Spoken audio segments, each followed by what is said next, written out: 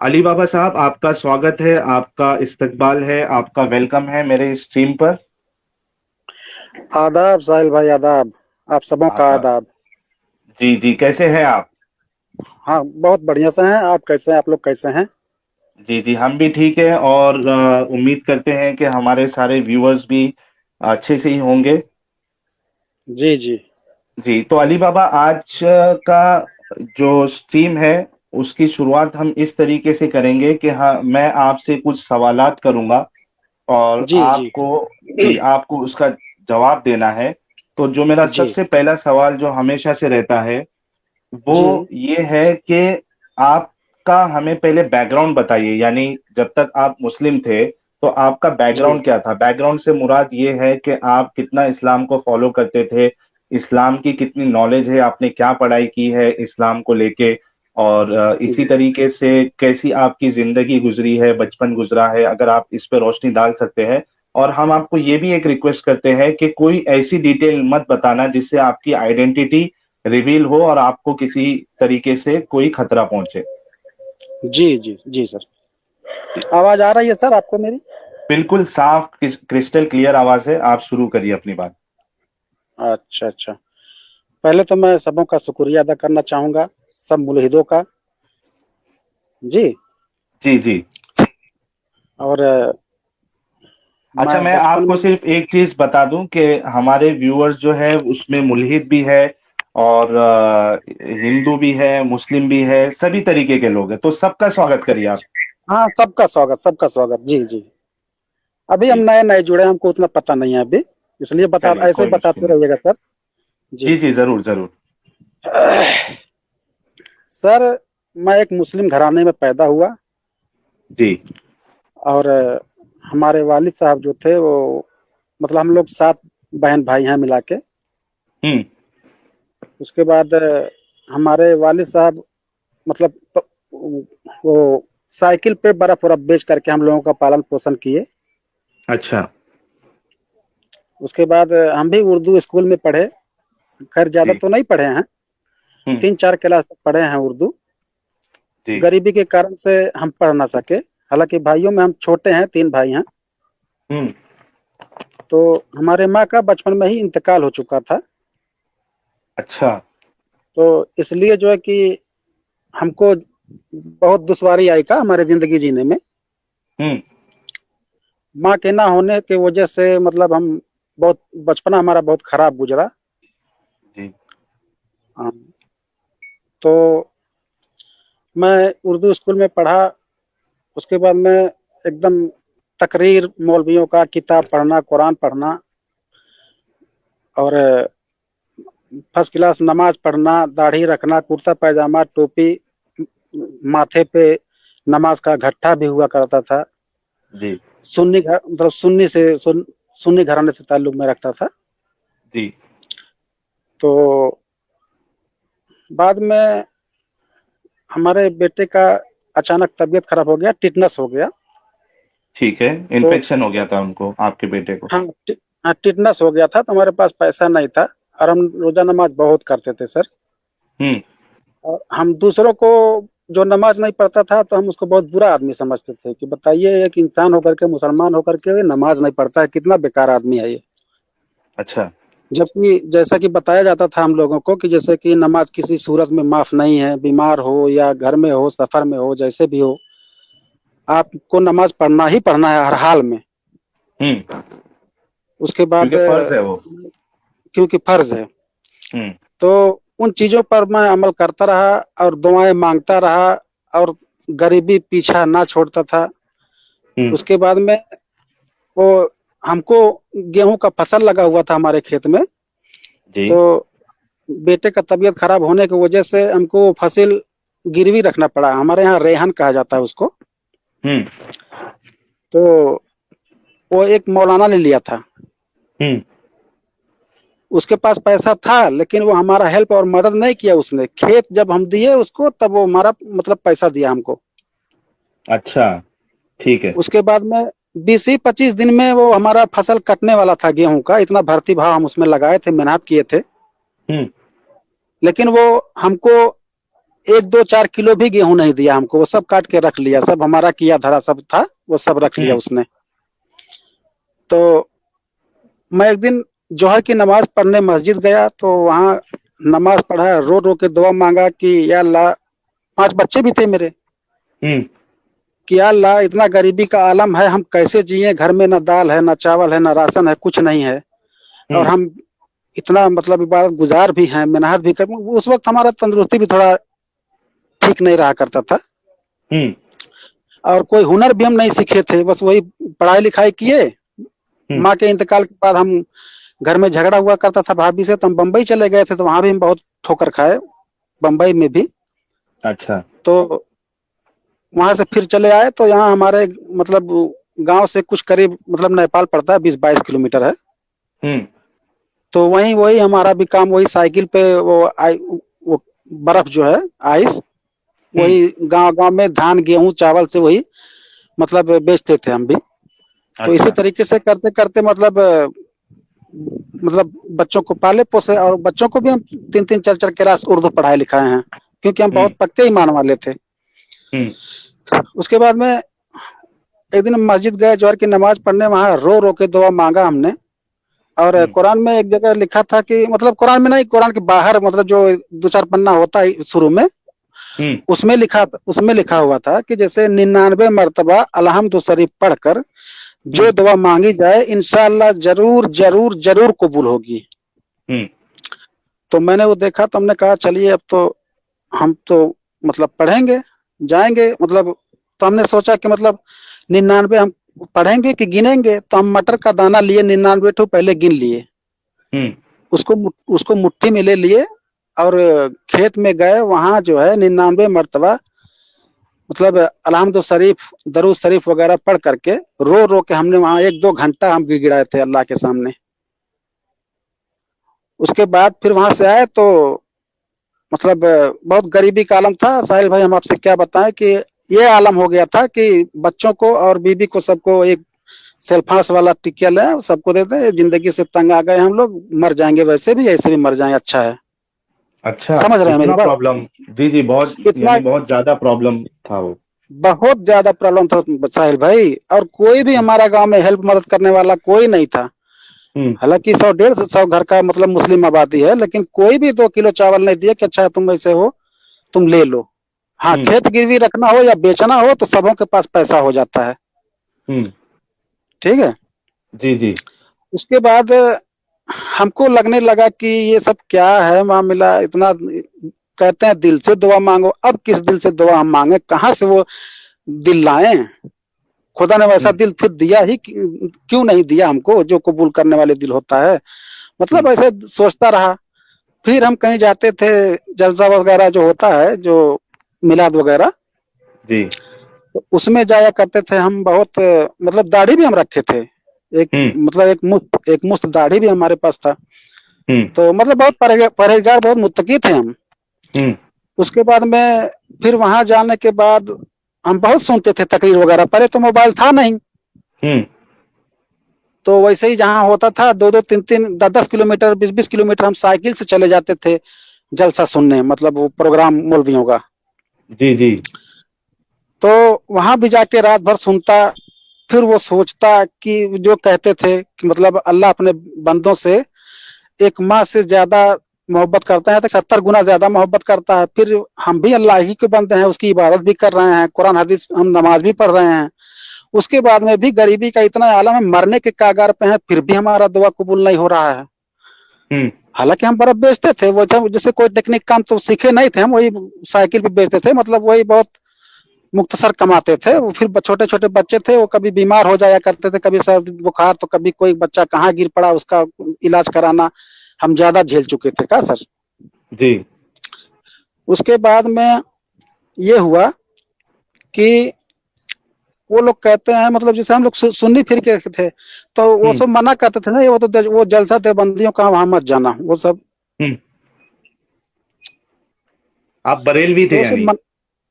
हम बरेलवी थे। ठीक हमारे है। 3 भाइयों में से एक भाई मौलाना भी है। अच्छा। जी। जी जी, हाँ, फिर? तो ये तो आपके जो भाई लोग थे वो आपकी मदद के लिए नहीं आए? नहीं आए सर, वो कुछ भाई पटदार तो आप समझते ही है ना, कि जैसे कुछ हम्म। जमीन वमीन का लफड़ा झगड़ा हुआ था, तो हम्म। इसलिए हम जितने परेशान होते थे उतने वो सब खुश रहते थे। हम्म।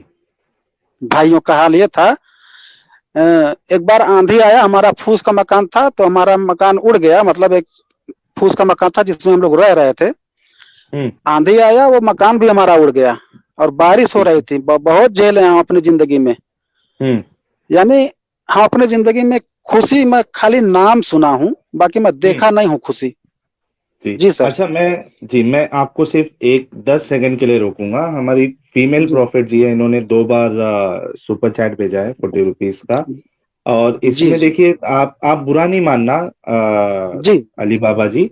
अब ये देखो, हाँ इससे भी एक चीज मालूम पड़ती है कि जो हमारे मुसलमानों में एक बहुत बड़ी गलतफहमी डाली जाती है कि आपको जितने बच्चे पैदा करना है आप करते जाइए। रिस्क जी। देने वाला अल्लाह है, खिलाने वाला अल्लाह है, ये अल्लाह की जिम्मेदारी है। उन सब के लिए हाँ एक सबक है कि हाँ, ऐसा सबक है, नहीं सबक होता है। है। जी, हमारी ऐसा नहीं फीमेल होता है। प्रोफेट भी यही कह रही है, ए मोमिनो, खुदा के वास्ते कम बच्चे पैदा करो। जी जी जी। आप खुद देखिए कि ज्यादा बच्चे पैदा करने से बहुत सारे प्रॉब्लम्स हो सकते हैं।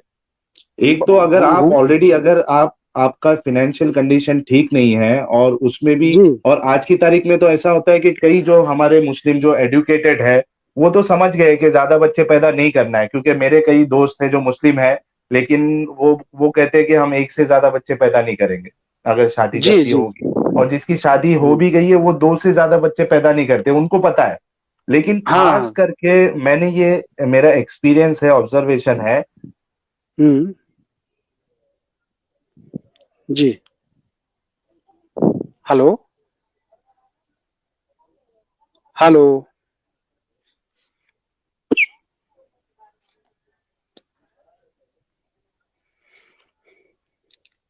हेलो। हाँ, तंजीन हेलो। वर्मा की सुपर स्टिकर के लिए धन्यवाद। अली बाबा जी, 1 मिनट रुक जाइए। मुझे लग रहा है अच्छा साहिल भाई अच्छा। का नेटवर्क थोड़ा इशू दे रहा है आज। वो नया ठीक है इंटरनेट ठीक है। कनेक्शन लिए, इसके लिए शायद उनका प्रॉब्लम दे रहा है, पता नहीं अभी क्या हुआ है। ठीक है सर। हाँ, आप आपकी स्टोरी कंटिन्यू कीजिए ना फिर। अच्छा, हम करें? हाँ, करे करे। अच्छा अच्छा।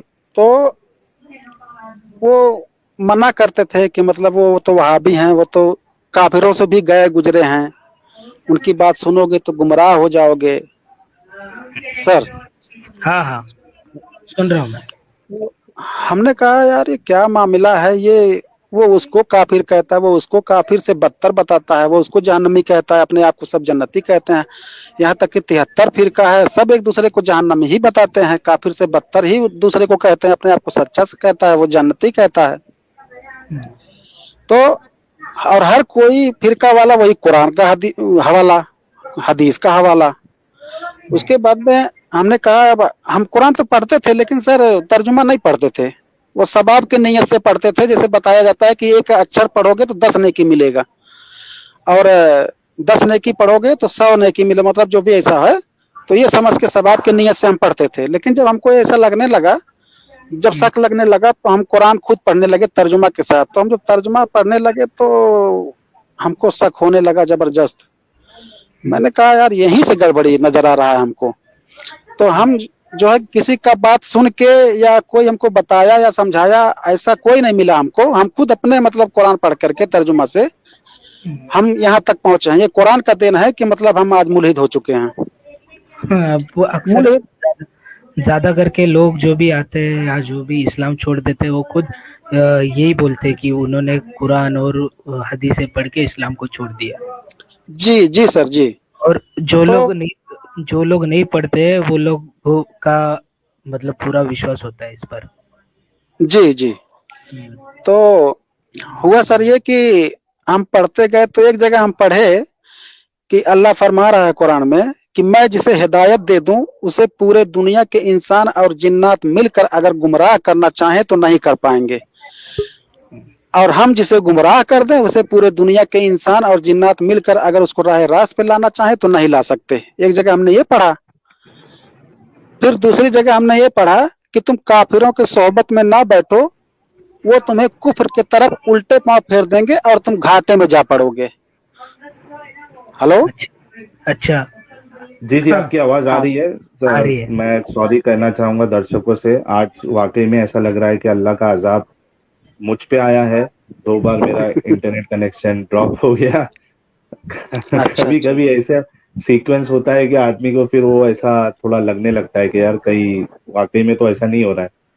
आ, हाँ जी मसूद, एक वो सुपर चैट कुछ आया है ना। वो 400 रुपीज का सुपर हाँ, स्टिकर था। तंजीम अच्छा, तेंजिल वर्मा। वर्मा जी ने 400 रुपीज का कंट्रीब्यूशन किया, थैंक्स अ लॉट। तो अली बाबा, मैं थोड़ा यानी मैं जो बात कह रहा था वो कंप्लीट कर दूं।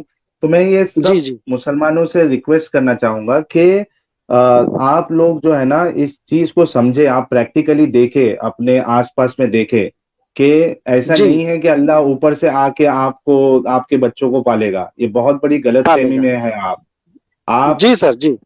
जी, पॉपुलेशन आपको देखना है इंडिया का, उस हिसाब से आज की तारीख में 1 या 2 बच्चे ही ठीक है।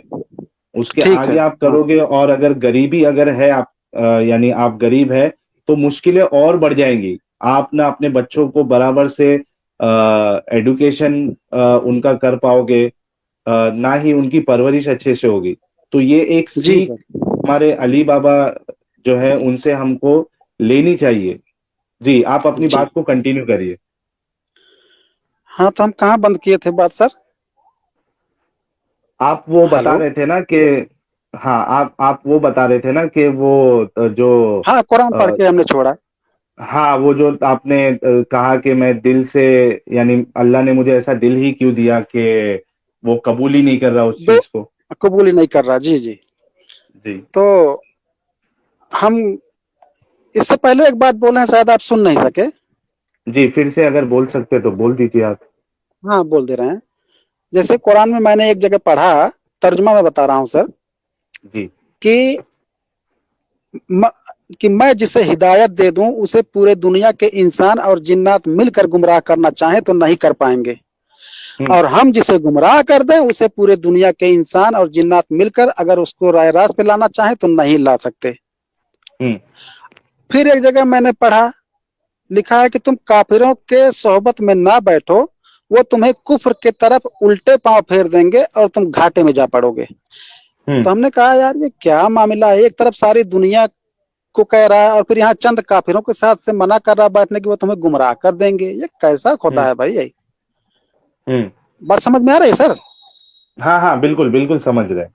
आप तो कंटिन्यू ये करिए। सब हमको होने लगा, तो मतलब ऐसा तो याद नहीं है, मतलब ऐसा कुछ कुछ याद है। आज मेरी तबीयत भी है कि 3 बजे के करीब मैं एक कोल्ड ड्रिंक पी लिया, तो आज तबीयत हम्म भी थोड़ा वो खराब चल रहा है। सर में दर्द अच्छा। और बुखार जैसा हरारत जैसा लग रहा है। खैर ठीक है। जी जी। नहीं, तो अगर आप देखिए, आपकी तबीयत जो है ना वो ज्यादा इम्पोर्टेंट है।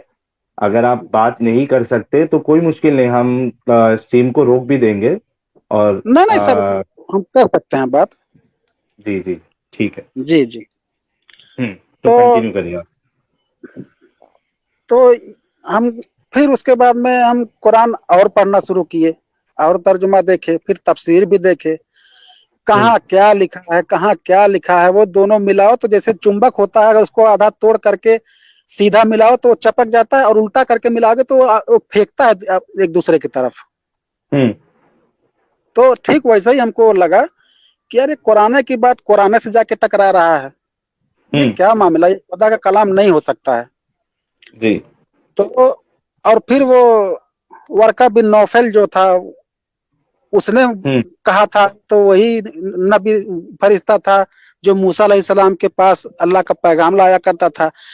तो हम्म वर्का बिन नौफल नबी का दर्जा दे रहा है, नबी को खुद पता ही नहीं था। ये सब मतलब कहानी हाँ, और दूसरी तरफ चली जाएगी। नहीं नहीं, लेकिन ये ये बहुत यहूदी। बहुत ज्यादा इम्पोर्टेंट पॉइंट है आपका ये। जी जी जी। तो बहुत इन बहुत सबों बड़ी पे हम, पॉइंट है ये। हाँ, तो हम्म वो मतलब वो मोहम्मद साहब जिसे हम तो कहीं जनाजे वनाजे में जाते हैं, मतलब इतना हमको नफरत हो गया इस्लाम से और मोहम्मद साहब से कि हमको मजबूरी पे, जैसे गांव में लोग समाज से हमको निकाल ना दें, हमारी बीबी भी मना करती है हमको, ऐसा मत कहा करो, ऐसा लोग। एक बार हम अपने बेटे का शादी किए थे तो उसमें हमको सब छांट दिए थे कि आपके बारात कोई नहीं जाएगा, गांव में जो जाएगा उसको भी मतलब उसका हुक्का पानी बंद कर देंगे हम लोग। तो गांव में सब लोग किनारा कस लिए थे। तो उससे पहले जो है कि वो रबीउल अव्वल का जो जलूस निकलता है उसमें चंदा दिए थे, फसली वाला जो चंदा होता है उसको दे दिए थे, तो चंदा ले लिए थे सब मजे से। हाँ, और जब बारात जाना हो, जैसे कल बारात जाएगी, आज शाम को ये सब बता रहे हैं कि मतलब आपके बारात कोई नहीं जाएगा, आप ऐसा ऐसा कहते हैं। हमने कहता भैया हम कोई गलत नहीं कहते हैं, और आपके कुरान हदीस में लिखा हुआ है, आप देख लीजिए, हम कुछ गलत कहे हो तो बताइए। लेकिन वो सब कहते हैं तुम कौन होते हो बोलने। हम कहे होते हैं, बिल्कुल होते हैं, एक मुसलमान है, हमारा भी हक है बोलने का। तो सवाल तो बहुत कर ही लफड़ा सकते हुआ हैं ना था। कम से कम आप। हाँ, तो हम बहुत परेशान हो गए। लास्ट में हमको एक जो मेन था उससे जाके मुझे बातचीत करना पड़ा, और वो सब मुझे यही धमकी दिए कि मतलब अगर ऐसा करोगे तो फिर दोबारा न तुम्हारे घर कोई मर जाएगा, या शादी ब्याह होगा, या और कोई काम होगा, तो तुम्हारे मतलब कोई नहीं जाएगा तुम्हारे काम में, और ऐसा मत कहना। तो हमने कहा ठीक है, हम ऐसा तो नहीं कहेंगे, लेकिन सवाल जवाब हर कोई करता है, हम भी सवाल जवाब पूछेंगे, चाहे वो अच्छा लगे किसी को या बुरा लगे। तो उन्होंने कहा ठीक है, सवाल जवाब पूछना। तो उस पे भी इन लोगों का मतलब चिढ़ पैदा होता है, सवाल जवाब करते हैं उसी कुरान हदीस की रोशनी में, तो फिर भी चिढ़ते हैं। तो अब ऐसे करते करते हम एक बार, जैसे कुरान में है कि इन्ना नहनु जिक्रा व इन्ना लहुल हाफिजून, कि इस जिक्र को हम ही पैदा नाजिल किए हैं, और इसी और इसका हम ही हिफाजत करके जिम्मा लिए हैं। तो एक बार ऐसे मतलब बहुत तजुर्बा करने के मतलब तजुर्बा हम करना चाहे कि अच्छा देखें ये अल्लाह का किताब है, बचाता है कि नहीं। तो एक दिन हम कुरान खरीदे नया। एक तो हम 1999 एक तर्जुमा वाला कुरान खरीद करके वही पढ़ रहे थे, तो उसको हम नहीं लिए, एक दूसरा नया कुरान खरीदे। और एक बाइक है मेरा, मोपेड में आता है वो, टीवीएस कंपनी का। तो उसे खरीद करके, एक नदी है, वो जंगल है थोड़ा, वहां हम गए अकेले कुरान को लेकर। हमने कहा आज हम इसका मतलब तजुर्बा करेंगे कि यहाँ कोई नहीं है, हम हैं और अल्लाह है।